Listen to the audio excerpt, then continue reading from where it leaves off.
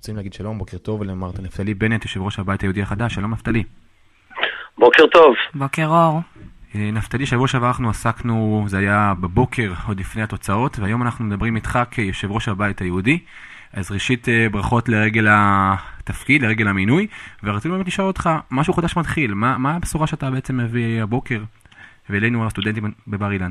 אז הבשורה הגדולה היא שאנחנו נהיה כוח פוליטי גדול.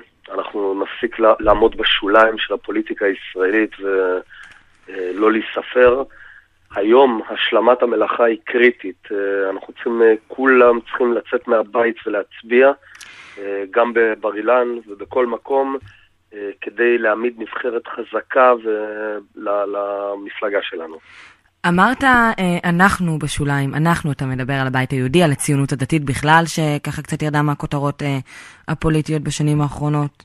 כן, הציונות הדתית, מי ספר אותנו? זה פשוט לא יאמן.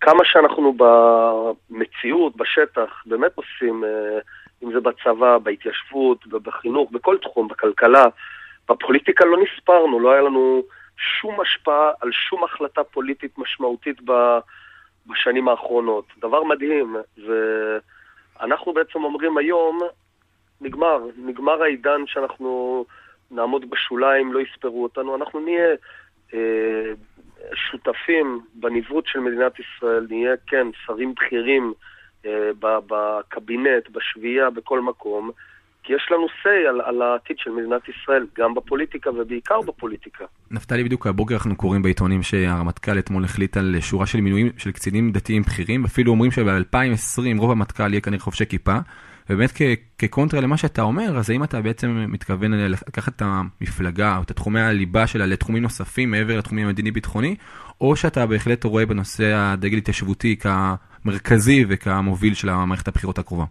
לא, חד משמעית אנחנו פורצים את הנושא ההתיישבותי ומתרחבים בעיקר לנושאים הפנים ישראלים, או כל מה שקשור בחברה וחינוך. אני חושב שזה נושא ששוב בעשייה, בגרעינים תורניים וכולי, אנחנו עושים המון, אבל בפוליטיקה נשמע עלינו. אנחנו כאילו עומדים מהצד ונותנים לאחרים לנווט אותנו. כשלנו צריך להיות אמירה מהדהדת בנושא הכלכלי-חברתי. ברור.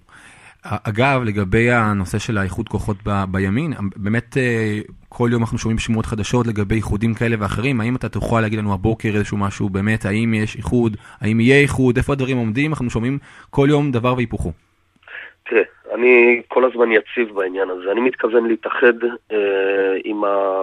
לאחד את הציונות הדתית ואת המפלגות.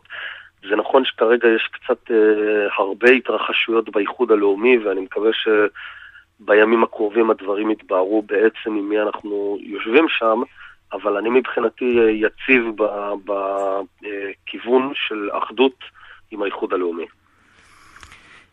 תספר לנו קצת, אנחנו עוד מעט הולכים לכיוון בחירות כלליות. איך ההתכוננות שלכם ומה אתם מביאים איתכם למערכת הזאת? לקמפיין.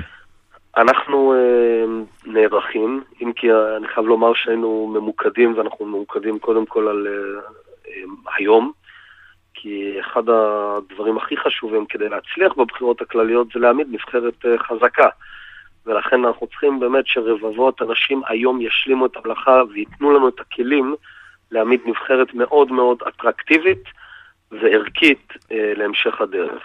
לגבי הבחירות הכלליות, כן, אנחנו נערכים, כשהקו העיקרי שלנו פשוט להמשיך לדבר בגובה העיניים ולהגיד את מה שאנחנו כל הזמן אומרים. אנחנו היום המפלגה היחידה במדינת ישראל שהיא גם ציונית ואוהבת את המדינה, והיא גם אוהבת את התורה. אי אפשר יותר להגיד על ליכוד ביתנו עם התפנית האזרחית חילונית שהיא תפסה בחודשים האחרונים, שהיא מפלגה שמעמידה את אהבת התורה והמסורת בליבתה. ואי אפשר להגיד על ש"ס שהיא מפלגה ציונית. אנחנו היחידים שגם אוהבים את המדינה ואת צה"ל וגם אוהבים את התורה. ויש לזה משמעות כבירה. אתה חושב שבעצם הייחוד הזה שמוריד את הפן הדתי אולי ממפלגת הליכוד, זה משהו ששיחק לטובתכם בצורה משמעותית? אני חושב שמיליוני ישראלים שאוהבים את המורשת שלנו, אוהבים את התנ"ך, וגם אם הם בעצמם לא חובשי כיפות, הנושא של היהדות מאוד מאוד מרכזי אצלם בהוויה, אין להם בית אחר חוץ מהבית היהודי, והם יגיעו אלינו, עכשיו הכדור אצלנו להביא אותם. יש צפי אגב? אנחנו מדברים על מספרים? לא, אני לא יודע לדבר על מספרים, אבל אני חושב שכן אפשר להגדיר יעד מאוד שאפתני, שאנחנו נהיה המפלגה השנייה בגודלה בקואליציה הבאה. כלומר, אחרי ליכוד ביתנו, שנהיה השותף הבכיר, לפני ש"ס, לפני יאיר לפיד, שאנחנו נהיה השותף הבכיר מבחינת כמות מנדטים בקואליציה הבאה. זה יעד מאוד שאפתני, אני יודע. אז אתה און רקורד, נפתלי, אתה יודע. אני יודע. אני יודע שגם מיליונים מאזינים כרגע, אז אני מאוד מאוד משתדל להיות זהיר בכל מילה. אני רק רוצה לשאול אותך, דיברתם על העניין הדתי והבית היהודי ואהבת התורה. ומצד שני, משפט אחרי זה, דיברת על שיתוף פעולה מלא עם הליכוד ביתנו, ועל הפן האזרחי יותר, הפחות דתי של הליכוד ביתנו. עם התוספת החדשה. איך זה מסתדר? מסתדר, תראי, בפוליטיקה עושים קואליציות. אין הרבה ספק שראש הממשלה הבא יהיה בנימין נתניהו. השאלה, איזו ממשלה תהיה? אם תהיה ממשלה חילונית אזרחית עם אג'נדה שכזו, או שתהיה, נניח נקרא לזה אג'נדת לפיד, ליברמן, ליכוד, או תהיה קואליציה וממשלה עממית, יהודית הרבה יותר. עכשיו, ולכן מאוד מאוד חשוב שכולם יעמדו מאחורינו, יתנו לנו את הכוח, כדי שהממשלה הבאה תהיה באמת בגוון עממי יהודי ולאומי, ולא אזרחית חילונית סטייל לפיד. שרק שאלה לסיום ברשותך, נפתלי. אני חייב לומר, זה ממש רעיון מקסים, אתם תותחים רציניים. תודה רבה. גם זה און רקורד. נפתלי, שאלה לסיום ברשותך. חוויה אחת שאתה לוקח איתך מהקמפיין הארוך האישי שלך שעברת, מהמפגשים, מהחוגי בית, משהו שבאמת אתה ככה... זה כמעט בלתי אפשרי.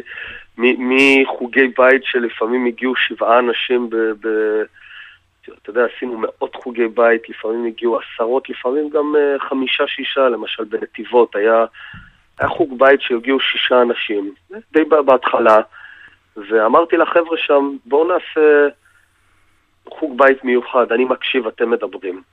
שוט בגובה העיניים, מה שנקרא. מה זה, וכמה אתה לומד מזה, או... למשל מפגש בבית שאן עם הסניף המקומי, אני כבר התכוננתי לפגוש עסקנים שיגידו אני רוצה ככה, אני רוצה ככה, ומה שראיתי זה חבורה שכל יום רביעי חמישי אורזים 150 מנות אוכל לגמח ומעבירים את זה למשפחות נצרכות. זה מה שסניף המפדל בבית שאן עושה, רק שנבין. אני אמרתי למטה שלי, אין יותר את המילה עסקנים, יש משרתי ציבור, כי במפדל, בבית היהודי, זה פשוט אנשים מדהימים, אנשים טובים שרוצים לעשות טוב לעם ישראל, וזה כיף, זה כיף להיות במפלגה כזאת. אוקיי, נפתלי, אנחנו רוצים להודות לך. ולאחל לך הרבה בהצלחה. בהצלחה בהמשך. יאללה, תהיו בריאים. תודה רבה, בוקר טוב. ביי ביי.